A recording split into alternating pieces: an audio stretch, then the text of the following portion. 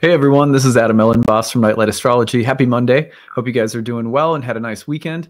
We are going to start off this week talking about the sun's upcoming conjunction to Pluto in the sign of Capricorn.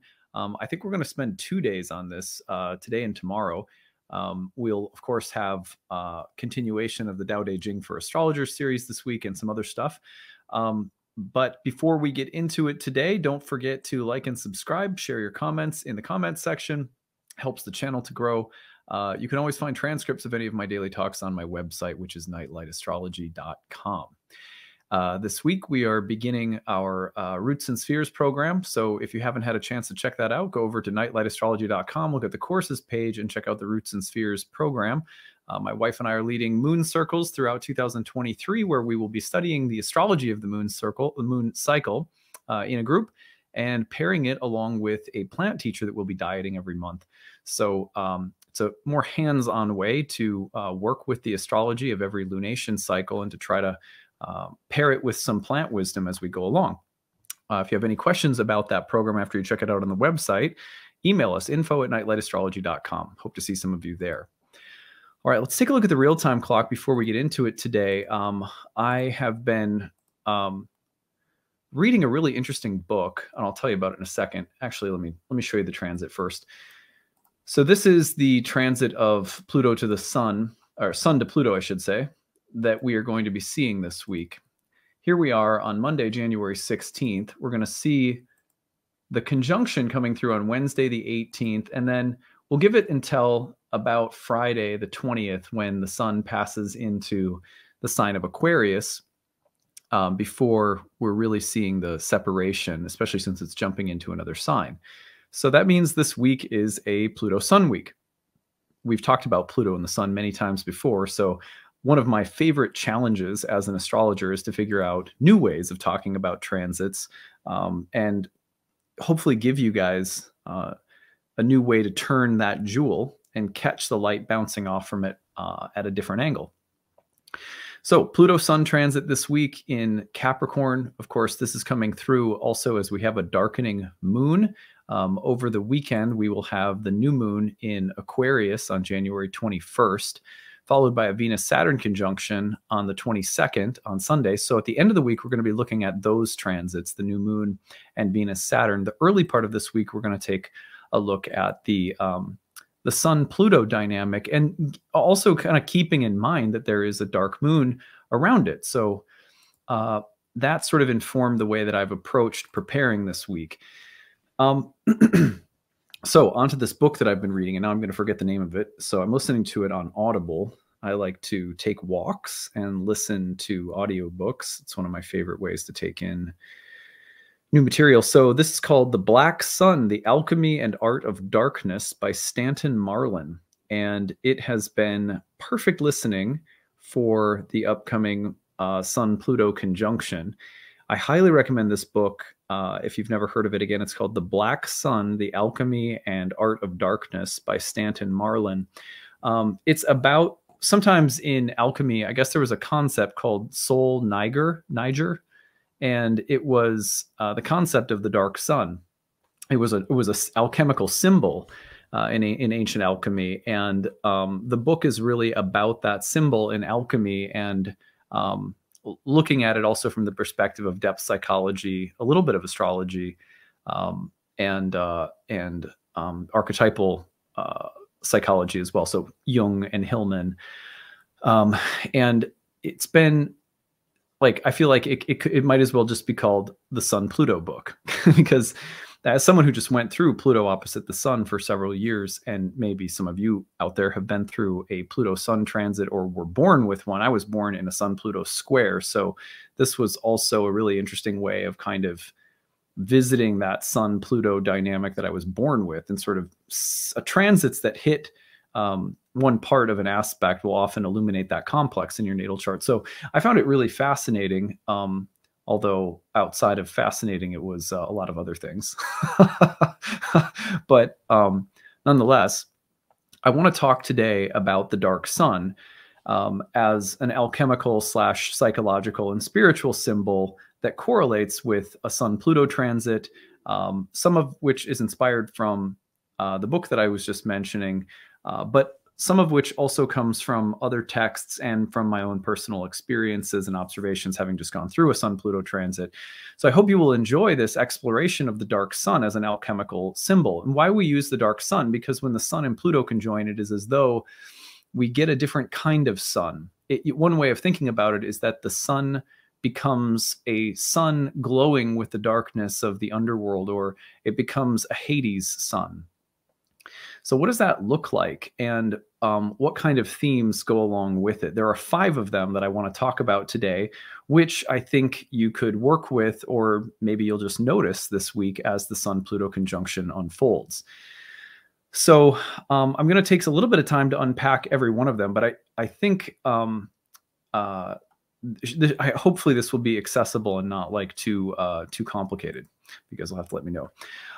So number 1. One of the things that the Sun-Pluto conjunction can help us to do, or any Sun-Pluto aspect can help us to do, is to live with death as a present reality rather than an eventual or distant event. There's a way in which we live in the world and we're like, oh yeah, I'm aware of death. Like, I'm not ignorant. I'm not a fool. Like, I know death exists. But how many of us live with some awareness of death as a contributing player every day?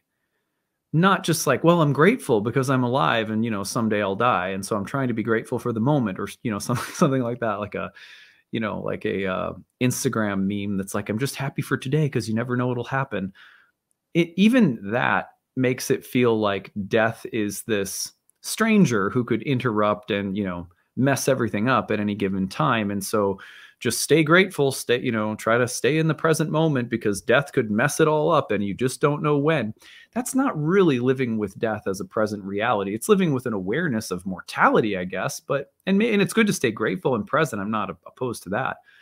But living with death as a present reality rather than some distant or possible event that you should stay aware of and, maybe try to stay present or grateful as a result, right? It's a totally different thing.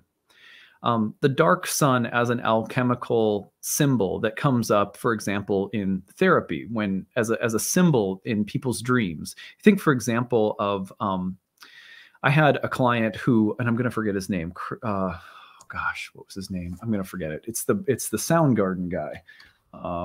Chris Cornell, was that his name? Yeah, Chris Cornell. I had a client who had a Sun-Pluto transit happening when Chris Cornell died. And I believe Chris Cornell took his own life. Let me just, was it? Yeah. So this client was having a Sun-Pluto transit. So it was a Sun-Pluto transit. Pluto transiting their natal sun, in other words, when Chris Cornell died. And what I found really interesting was that they had fallen in love with Chris Cornell when they were in high school during another Pluto transit, not to their sun, but it was like their ascendant or their moon or something else. And during high school, they had been like super depressed. And the Soundgarden album, Black Hole Sun, I think that was the name of the album, or it was the name of the hit song. You remember that song, Black Hole Sun, which Chris Cornell wrote and sang and so forth, had gotten at an archetypal complex that this individual related to very deeply and profoundly. And the way they talked to me about it was really pretty moving. It was a session I'll never forget, because it was like one of a few, there's been a few times like that I can remember where someone has died that one of my clients has not known personally, but like a famous person, and it's had like a really, really big impact on them. And this was the case with this client.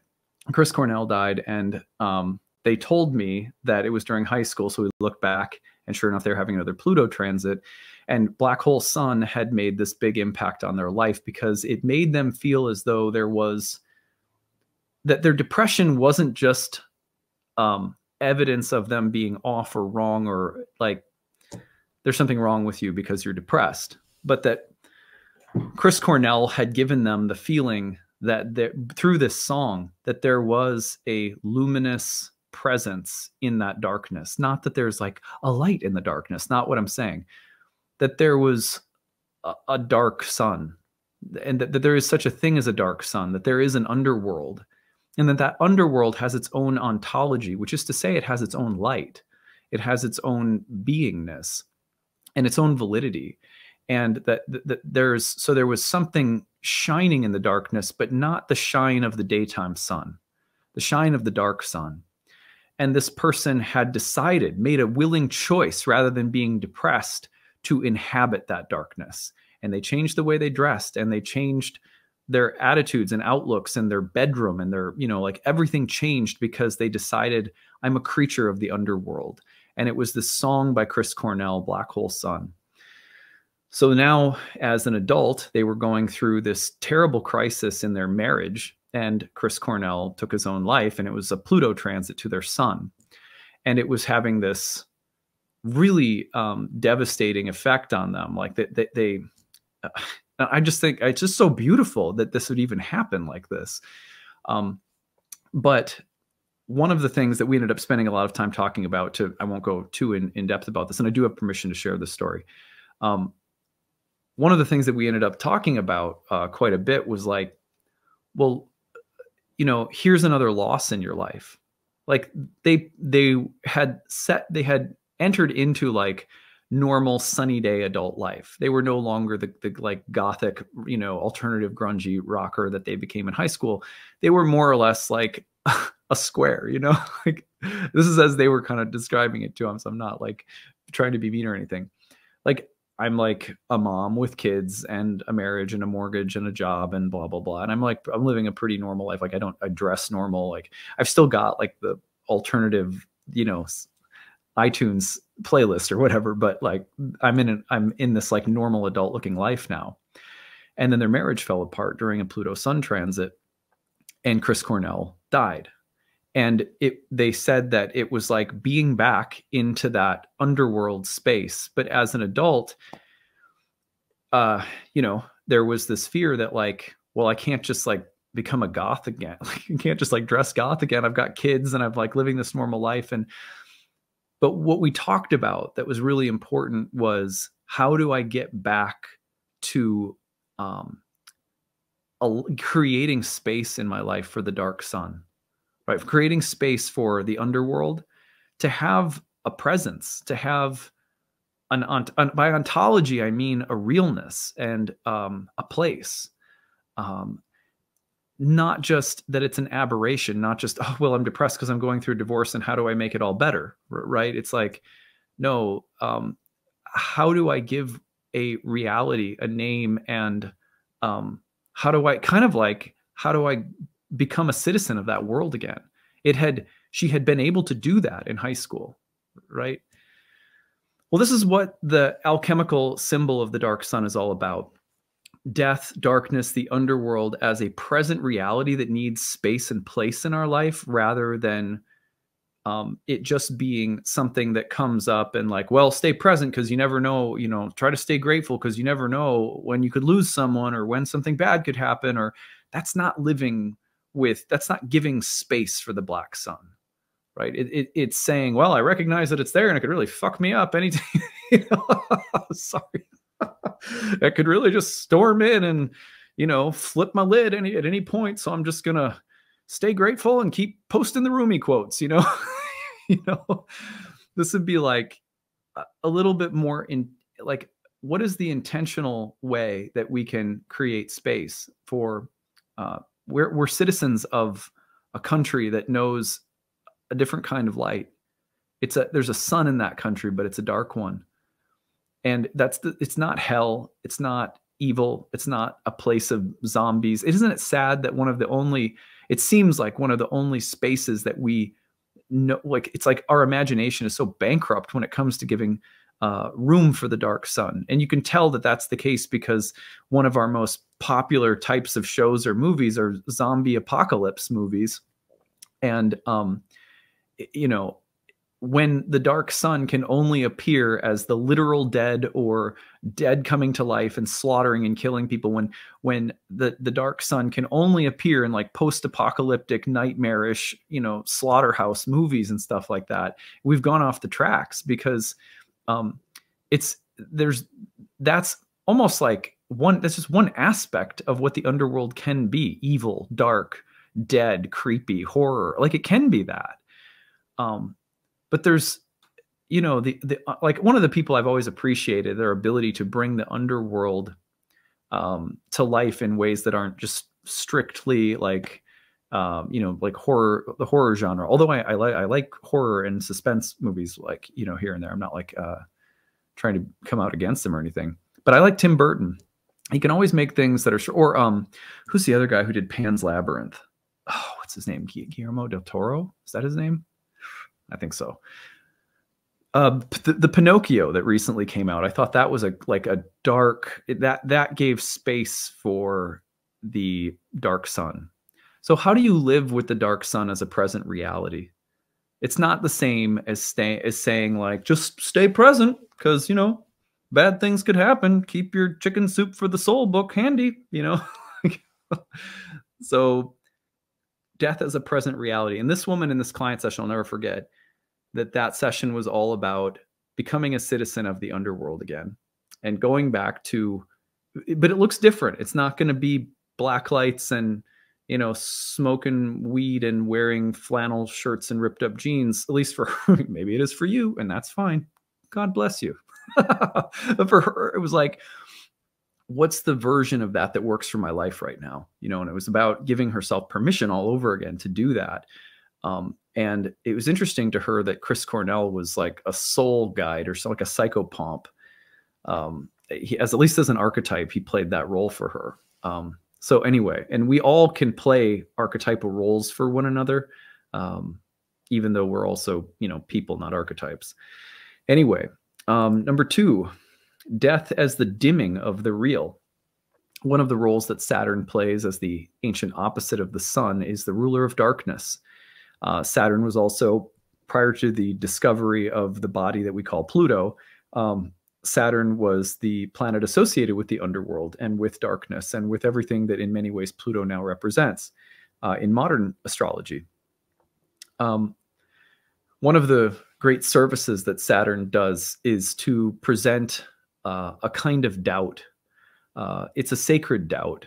And it's not a doubt in, say, you know, it can be very basic.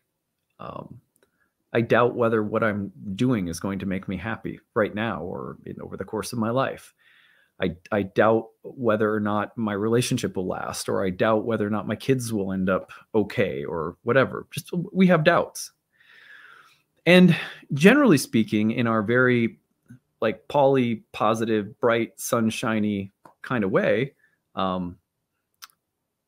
we tend to think of doubts as like things to be overcome. I rose up, I had doubt, but I kept the faith, right? And we all huddle up and pray for the conviction to just keep going with our faith, and eventually we'll climb that mountain. You know, it's like, it's very heroic. Nothing wrong with that. That's as you guys have heard me say a million times, that is an archetypal reality, just as valid as any other. But one of the great services that Saturn can do is to give us this doubt as a sacred vehicle for imagination.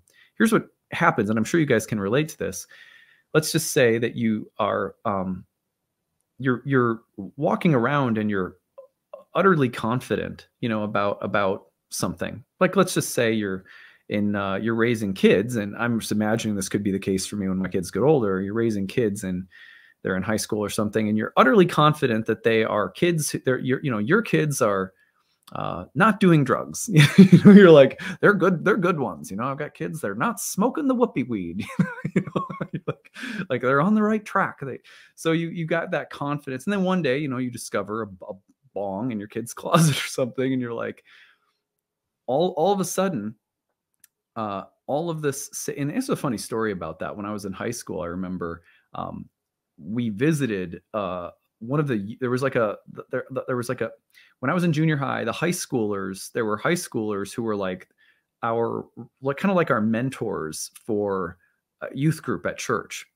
And we were visiting one of the high schoolers' houses, and we found a Playboy in his closet while he was like downstairs doing something. We were in his bedroom hanging out with him, me and this other guy, that he was like our mentor, and we found a Playboy in his closet. You know, it's like, oh my God, he doesn't love Jesus, you know, just like we were right.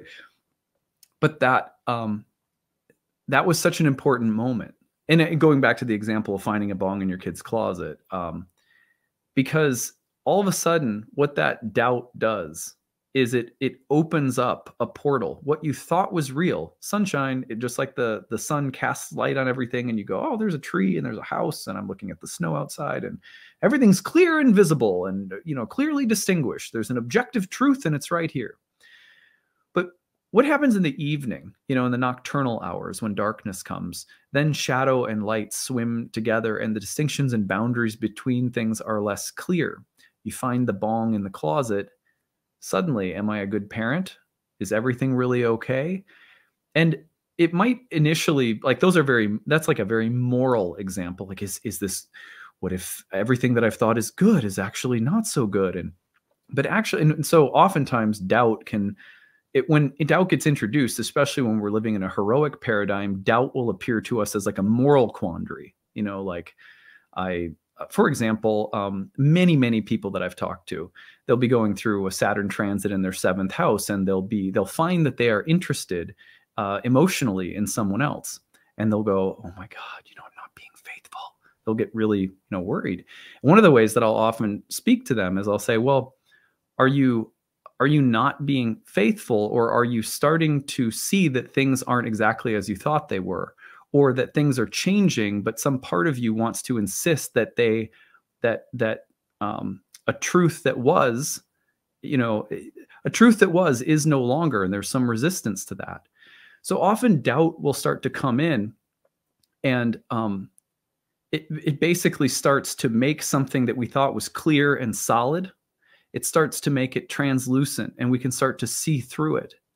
So I remember very distinctly that when I was in high school, and we found that Playboy in the high schoolers' closet, but the doubt that introduced opened up this whole imaginative world. Well, and it was complex. Here's a really good guy who we really look up to, who maybe has some aspects of him that at that point in time for me, I'm not judging him at all, but at that point in time for me were questionable, So one of the things that living with the dark sun does is it causes us to cast doubt on things that we think of as luminous. This is why you'll often see solar figures like a president or a leader of some kind having some dark secret or truth revealed.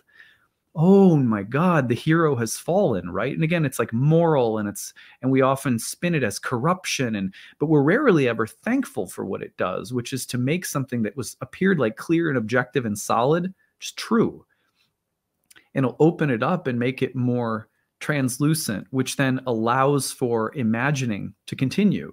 It allows for contemplation to continue. It allows for creativity to continue. As soon as you start to see through something about yourself that you thought was an objective truth, and usually you do so because doubt will come up, then in a way, something is dying in you. But at the same time, an imaginative portal to what might come next, or what other truths could emerge, or what, any kind of contemplative act like that, the imaginative contemplative act that's caused because of doubt, is a kind of death, but it's a death that introduces the continuation of imagining and continued creativity. So death or doubt as the dimming of the real, but as the further opening or expanding of imagination, really, really important. I remember when, my parents were going through a divorce, and I remember talking to my mom, and I remember she just said, I just feel like I haven't been, because she got married when she was very young, she was like 19 or 20. And she just said, like, I just feel like the whole world is open to my imagination again. And this was something that had come through after what felt like a total assault on what she thought was real or true or good or wholesome. And the dark sun will do that to us. It darkens that sense of heroic certainty and truth and moral uprightness sometimes, but it also opens things back up into the nocturnal space where shadow and light swim together, and possibility and imagination are the prime material. Number 3, death as guardian angel. One of the beliefs that ancient people had, and this is true from Eastern religions, like really all across the world, is that each of us have different kinds of guides or spirits that accompany us. And there's probably a phenomenology of spirit guides that's, vastly different from here to there around the world, right? But the basic idea that you'll see repeated is that sometimes there are dark spirits that guide us. By dark, what we mean is they appear almost like malicious, like they're trying to do us some harm. And yet these spirits are sometimes considered to be the most protective. I'll never forget when I was in an ayahuasca ceremony, and I was incredibly terrified by what I felt like were just completely dark, terrifying spirits that seemed to be harassing me. I don't know how else to put it.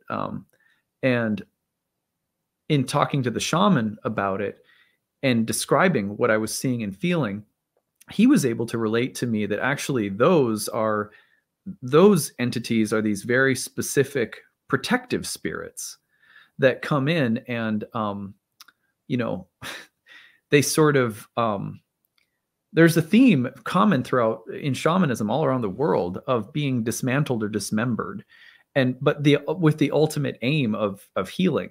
And so there is a sense in which the dark sun is often something that dismantles, dismembers, terrifies, haunts, but it does so in order to protect against what? Stagnancy, and often some kind of calcification of the heart and soul. It's as though we need to be scared out of complacency. And oftentimes the hardest part about that is that, most of the time complacency is something that looks and feels rather benign. And so when you get terrified by something, it's easy to feel offended, or it's easy to look at the thing that is prompting you out of some benign, kind of la stuckness. And it's easy to look at it and go, oh, that was evil, right? Because what did I do to deserve that? But that's exactly the thing that keeps us stuck, is often, not always, but often, is this feeling that like, well, everything in the world is just fine. I'm doing everything, like moderately okay. I don't deserve to have like, a taser shot into me from the cosmos. I mean, I'm not doing anything that bad, but that's actually the symptom of in some ways of being complacent. And so it's very easy when the black sun shows up and sort of prods us and terrifies us, that it can feel like a dark angel. But it's often taught in various traditions that kind of provoking us into continued growth and change is coming from a protective spirit that is often scary looking or scary feeling. That's interesting. That's a heavy one. All right. So if that doesn't sit well with you, it doesn't to me either. It's not like I want to curl up on the couch with a nice PB&J after, like after that one, but there's something to think about. Number 4, transgression as the key to the secret city. The black sun tells us that it's only when you mess up, right? And this is a big one. We were kind of talking about this with death as the dimming of the real. It's only when you mess up and make a mistake that you gain entrance into the lowliest of places. You have to feel like a real mess up sometimes, in other words, before you can have true compassion and generosity of heart. It's like it's easy. I find that like one of the things that I see just in general in the social media world is that the quickness with which we leap to condemn someone or something that we don't like. We might have good reason to, like on paper, intellectually, it might be easy to list a few reasons for why someone doing something or saying something in particular is outrageous or immoral or off. But you'll find in, again, many different religious and spiritual traditions that there's a warning against leaping to cast the first stone. And I think one of the reasons to that is not just because it's like, well, be a good person, turn the other cheek, and don't condemn, because all of those moral instructions are they fall flat if you don't get the sort of like the grit that they're coming from. The grit that they're coming from is really about the underworld again. It's like, well, look, if you've ever really messed up, if you've ever really hurt someone, if you've ever really taken yourself by surprise with your own self-destructiveness, if you've ever really been horrified, by some of your own thoughts, if you've ever had those kinds of experiences, but you've given space to them, just like we try to make some room for the land of the dark sun. If you've made room for them with grace and mercy, you've forgiven yourself and you've just allowed those aspects of your psyche to be there. You've just said, okay, well, I mean, that's there too, I guess. If you've done that, then you have gained access into the dark reality that lives in every human soul, in every being, and in nature itself. It's like, have you ever watched Animal Planet? You know what I mean? Like, you think we're exempt from that? I'm not you, but just like any of us, are we exempt from that? No, we're not. We're not exempt from the tooth and nail any more than we're exempt from like I love the parts of Animal Planet when David Attenborough is narrating and you see like some beautiful chimp like nursing its or whatever, playing with its kids or something, or you see the beautiful algae blossoming in multicolored glow under the oceans, under the surf at night or something. It's like, we live in paradise, But I also like being reminded of like there's the hunt, and there's crazy, there's frogs devouring bugs, and it's like once you mess up and you get access to your own shortcomings in a really deep way, you realize that you don't want to invalidate that world, because that world is life-giving. That world is like the substrate. It's like a soil in our consciousness that it's complicated, like it's not, you don't want to like, I'm not trying to make it sunny, but it's a dark sun. And once you appreciate that that's here, that's a part of everything else, it's a part of the web, it's a lot harder to condemn. You don't have to condone either, but it's like condemning it with some sort of self-righteousness. You don't belong here, get out, this doesn't have a place, like that. Problematic. So making mistakes and the world that it opens you to psychically, that and having mercy and giving it place, right? This is why in not just the story of Christ, but in many stories, there's a story of descent, the death, the descent into the underworld, and the resurrection. They all go together. They're all they're all part of a unified fabric. The dark sun is the secret city that transgressions make us aware of, and that keep us from worshiping, idolizing the daytime sun without some quiet awareness of the dark sun. Finally, number 5 is blood as light. So it's really, the dark sun makes us aware, and I was just sort of alluding to this when I was talking about nature. It makes us aware of the fact that everything in reality, at least the physical reality that we can see, we can observe, and that we observe carefully, we will notice this. It's fueled by blood, and not just the blood, but the circulation of blood through the body, through our own bodies, but also through nature. You can think of that in a million different ways, from the blood deep in the earth that is the oil that we end up fueling cars with, and and I'm not suggesting that's a great path to keep going down forever, but the fact that life eats life, that is a picture of the same kind of circulation of blood that's in our own bodies. Plants eat plants, animals eat animals, people eat plants and animals, all of it living, all of it with life force, whether you blood or whatever, literal blood or other forms of energy that define the life force of a being, but blood. And the light creates and disseminates this life force of blood. And that throughout the ages, the black sun has been the awareness of this that leads to the offering of this dark red luminous substance, which is like a dark sun, back up to the sun, to the light. All traditions around the planet have been aware of the need for sacrifices of blood. Now, that could be the blood sacrifice involved in birth. That could be the blood sacrifice involved in building a village. It could be the blood sacrifice involved in, animal sacrifices that civilizations had for rain or crops. And there's the same thing continues on nowadays. And there are forms of sacrifice that are about power and about the things we sacrifice for the sake of hunger and lust and desire and power and greed. And there's things that ways in which we can sacrifice that are more about circulation and reciprocity. There's different ways of participating in the circulation, but the basic awareness that blood is circulating and that blood should be lifted up. Let me tell you, the word blood etymologically means coming from the